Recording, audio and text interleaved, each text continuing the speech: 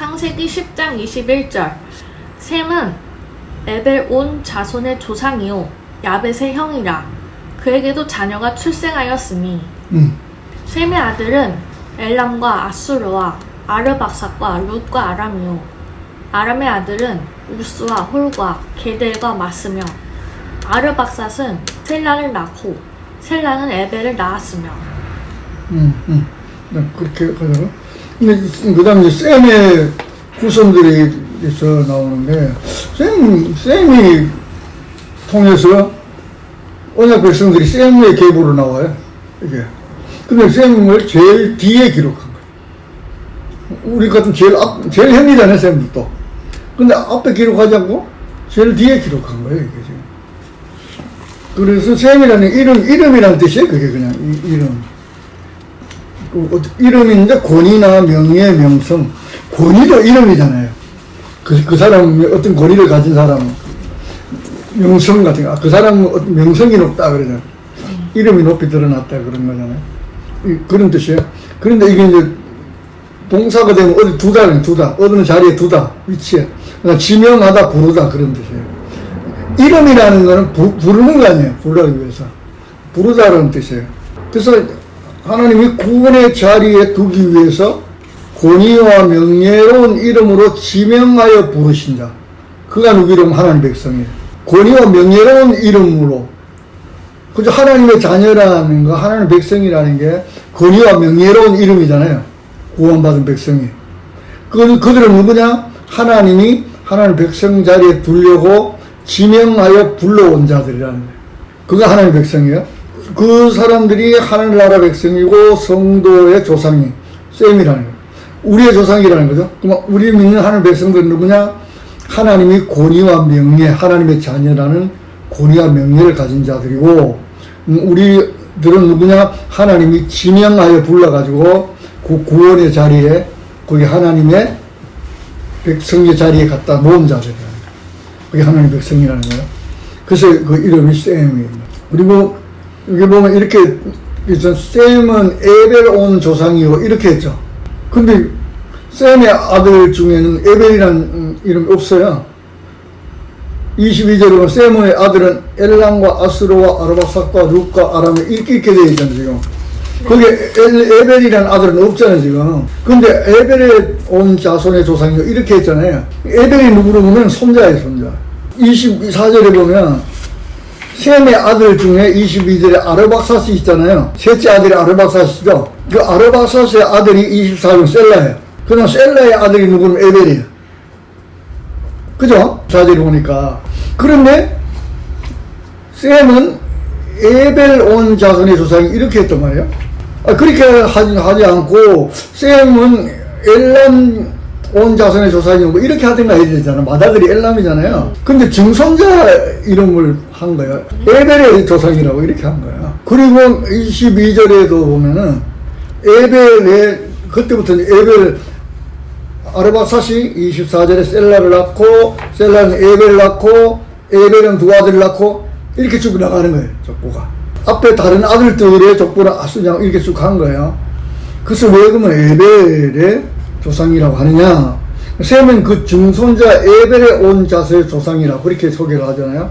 에벨이라는 이름이 뭐냐면 뜻이 건너가다는 거예요. 구원하다, 지나가다, 넘어가다 그런 뜻이에요.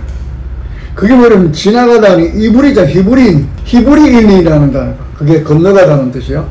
건너온 자들, 지나가는 자들 그런 뜻이에요. 히브리인인 셈이 히브리인들이 선택받은 백성들이잖아요. 조상님을 전제하는. 그래서 이제 에벨의 조상이라고 하는 거야, 셈이. 에벨이라는 이름이 뭐냐면 건너온 자들이라 그랬잖아요. 지나가는 자들. 그러면 이제 건너오고 지나온 자들이 누구라고 하면 구원받은 백성들이에요. 자, 우리는 어디서 건너왔느냐? 애굽에서 건너온 자들이야. 세상으로부터 건너온 자들이에요. 그리고 이 땅에서는 어떻게 사는 자들이냐면 이 땅은 지나가는 자들이에요. 이 땅에 정착해 사는 자들이 아니고 이 땅은 지나가는 자들이라고. 그래야 구원받은 백성들이 이 땅에 사는 자들이 아니죠. 이 땅에 계속 묶여 사는 자들을 누구라고 지역 백성이라고 해요. 이 땅, 지옥이란 말이 땅의 감옥이라 그 뜻이거든. 땅에서 나오지 못하고 땅을 지나가서 다른 곳을 가지 않고 여기 계속 있는 거예요. 사는 거예요. 그 사람들은 유기적 백성이라는 거예요. 그래서 셈은 누구의 조상이냐면 구원의 강을 건너온 사람들, 이 땅은 나그네 같이 지나가는 사람들, 그 사람들이 셈의 후손들이라는 거예요.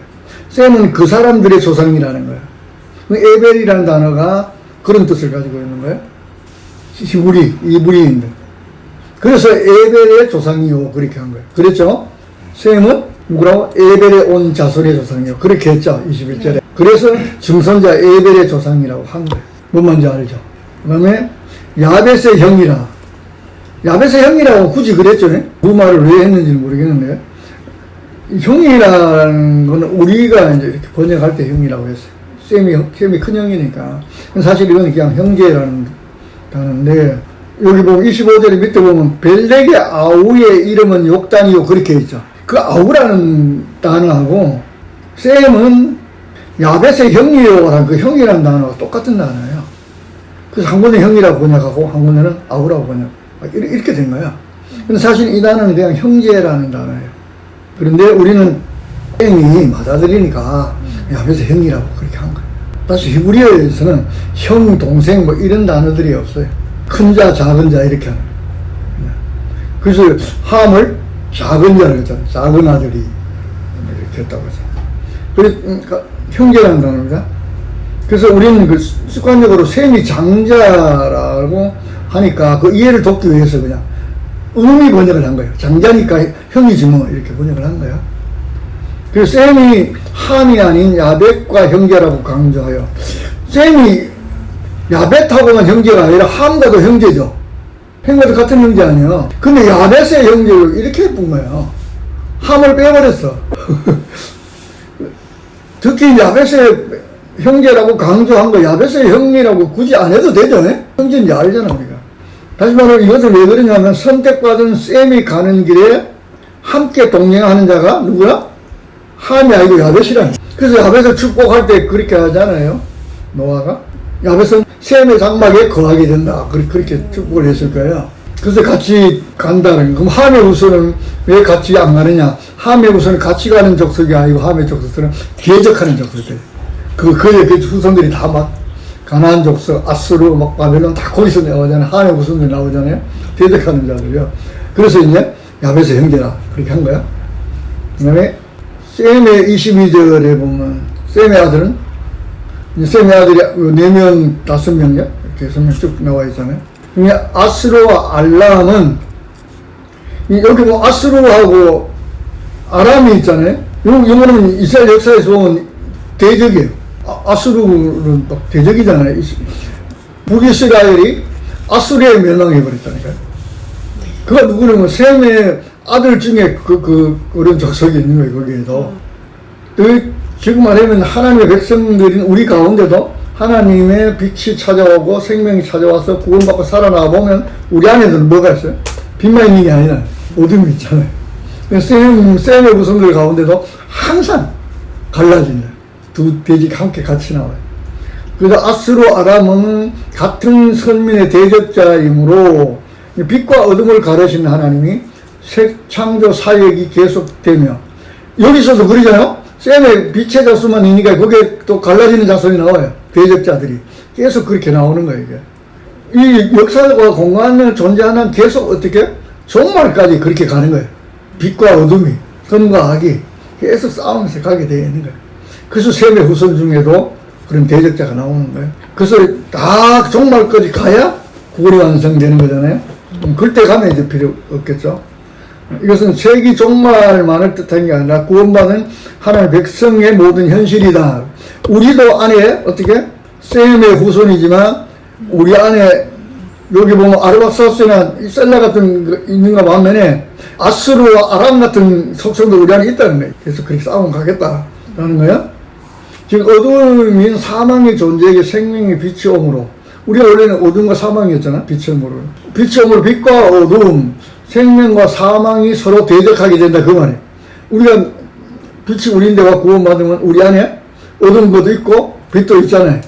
그래서 우리가 괴로움당하고 아프기도 하고 두려움, 공포 같은 거 있고 이런 것도 있잖아요. 우리 안에 지금. 그렇게 두 개의 속성이 우리에게 존재하게 된다. 빛과 생명이 어둠과 사망을 몰아내는 나누는 역사가 성도의 영적 전쟁. 우리가 살아가면서 마음적으로 갈등하고 뭐 미워하고 이런 것까지 또 뭐 두려움이나 공포나 걱정, 염려들까지 그런 것들이 계속 우리를 괴롭히잖아요. 우리는 또 그것들과 싸우잖아요. 빛과 어둠 영적 전쟁이 계속 일어나듯이 이스라엘 역사는 그걸 우리한테 보여준다는 거예요, 사실은.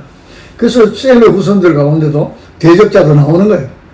계속 우리가 구원받아 보면 아예 그냥 막 그런 게 하나도 마음의 평안과 기쁨만 딱 있다. 그렇게 되면은 천국에 갈 이유가 없어. 여기서 그렇게 사는 건데 천국 가야 할 이유가 없겠지.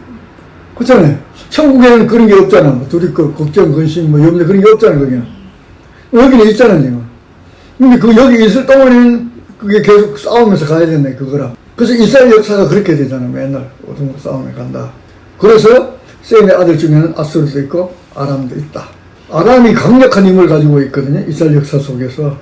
이스라엘 괴롭혀요. 우리 안에도 대적이 때로는 우리는 이길 때도 있잖아요. 염려, 근심, 걱정이 나를 사로잡아가지고 나를 염려하게 막 넘어지게 할 때도 있잖아요. 그럴 때가 더 많지 사실은. 편안하고 기쁠 때보다 염려, 걱정할 때가 훨씬 더 많지. 이스라엘 백성들은 그런 거예요. 하나님의 백성인데도 이웃나라 백성들에게 늘 억압당하고 사는 거예요. 그럴 때 훨씬 더 많았어. 우리 이야기라는 거죠. 25절에 에벨에 대해 여기 뭐 에벨이라 그랬잖아요. 에벨의 아들을 낳고 에벨로 이어지잖아요. 지금 보면 이게 그죠? 계보가 셈, 아르박삿, 셀라, 에벨 이렇게 이어지는 거예요. 에벨은 뭐라면 지나가는 나그네라는 거잖아요. 에벨이란 뜻이 지나가는 자. 그래서 셈이 에벨의 조상이라 그랬다. 에벨이 뭐냐? 이 땅에 구원받은 백성들을 대표한다. 구원받은 백성들이 누구냐? 세상에서 건너온 자들이다. 그죠? 우리가. 그리고 이 땅을 나그네로 사는 사람들이다. 왜? 본향은 저 천국에 있으니까. 거기에서 지나가는 자, 건너온 자. 그가 누구냐? 에벨이라는 이름이 그렇다. 왜? 더 좋은 본향을 바라보고 가는 자들의 나는 거예요. 뭐 당연히 세상과 갈라지고 쪼개지는 자로서 세상과 나누어진 길을 갈 것임을 아들의 이름을 벨렉. 여러분 에벨의 아들 이름이 뭐예요? 벨렉이죠. 25절에 보면 벨렉이라는 말이 갈라진다, 쪼개진다, 나누어진다 그 말이에요.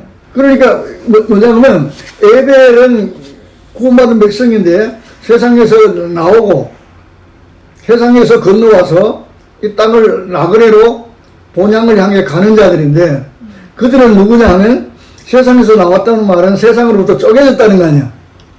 세상으로부터 나누어졌다는 거고 우리는 세상으로부터 나누어졌다는 거야. 나누다라는 게 그때 이게 보면 나누어진 거예요.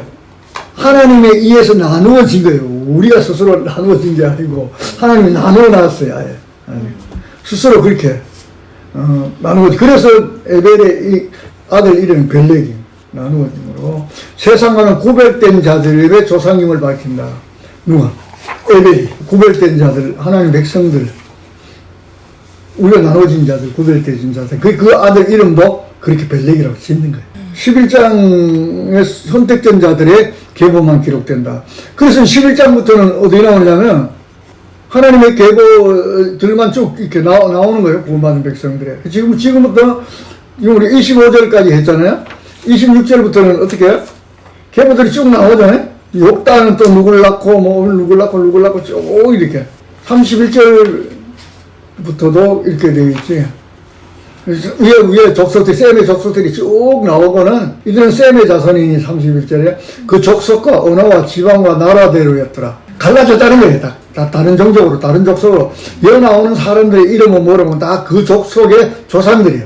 아수르라는 이름을 가진 그 아들 밑에 나오는 백성들이 아수르 백성들 아니야.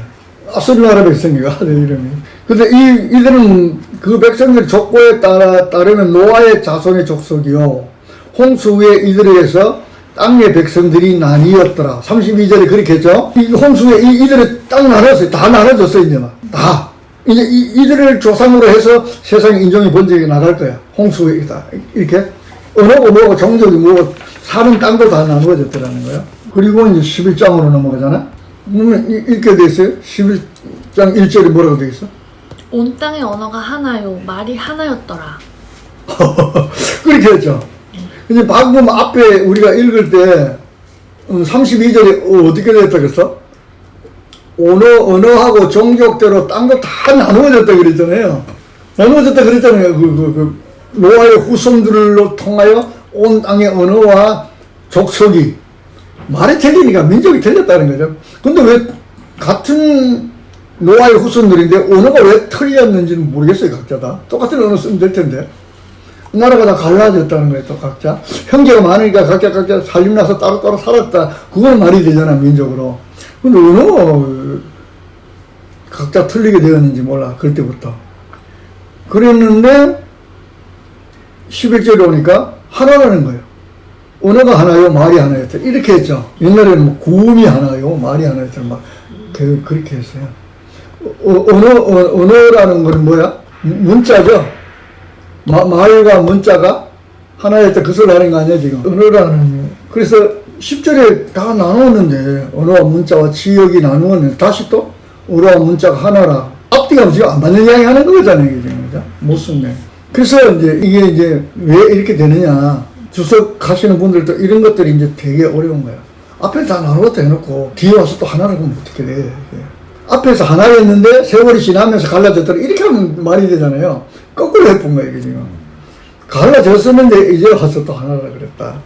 그러자 이제 여기 이제 주석들이 이렇게 벨렉이라고, 앞에 벨렉이 누구로 누구의 아들이죠? 에벨의 아들이잖아요. 근데 에벨의 아들이 벨렉인데 그 벨렉 때 벨렉이라는 단어가 앞에서 공부할 때 갈라졌다 그랬잖아요.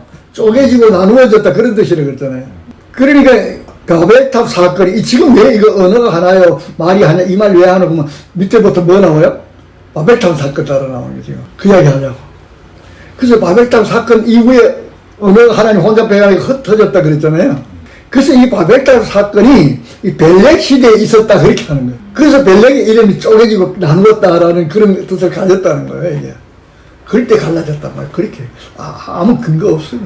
안 그러면 이게 굉장히 이해가 안 되니까. 앞에는 하나라고 다 뒤에 와서 왜 갈라졌다냐. 그래서 바벨탑 사건의 시기가 셈의 손자 벨렉이 출생한 이후로 보는 거예요. 그때 바벨탑 사건이 있었다는 거예요. 보고 홍수 심판 이후 얼마의 시간이 지나지 않아 있었던 사건이라는 것이다. 벨렉 시대까지는 언어가 하나였다라는 거예요, 이제. 그때부터 이제 바벨탑 사건이 일어났고, 그때부터 하나님 언어 혼자 빼서 언어가 갈라지고 그 백성들이 갖다 흩어져 가버렸다 그러잖아요. 바벨탑 쌓다가 말이 안 통해서. 그때 민족과 나라가 다 나누어졌다. 이렇게 한 거예요. 우리는 그렇게 아니고 왜 그랬어요? 벨렉 이름이 왜 나누어온다고? 하나님 백성의 조상이기 때문에 그런다 그랬잖아요. 우리가 세상과 나누어지고 세상과 쪼개진 자들이다 그렇게 했잖아요. 에벨은 뭐냐? 세상에서 나오고 세상을 나그네로 가는 사람들이다. 하나님 백성들을 설명하기 때문에 에벨과 벨렉이 나온다 그랬잖아요, 우리는.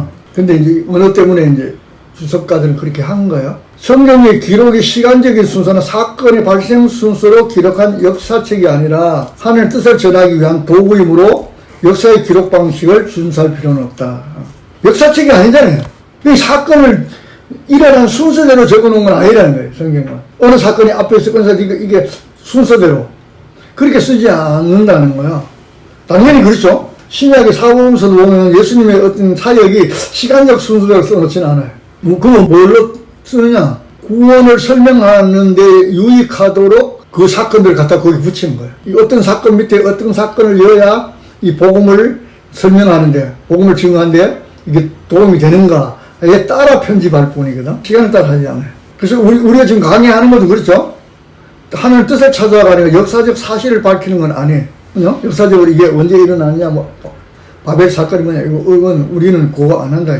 역사적 사실에 관심이 있으면 돼. 자료들을 참고하면 돼요. 그런 역사. 근데 이런 역사의 자료는 없죠. 성경에 있는 것들.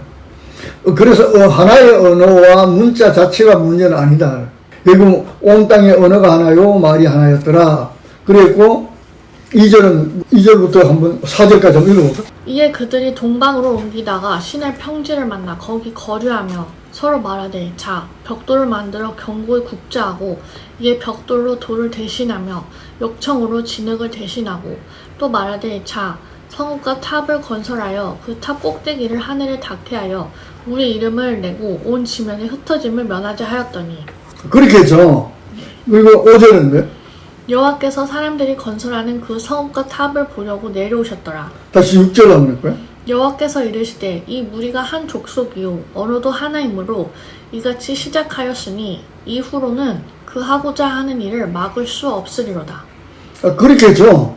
그리고 7절 8절에는 심판이 내려지는 거잖아요. 바벨탑에 대한. 근데 이게 언어가 하나고 말이 하나라는 게 뭐가 잘못된 게 아니잖아요.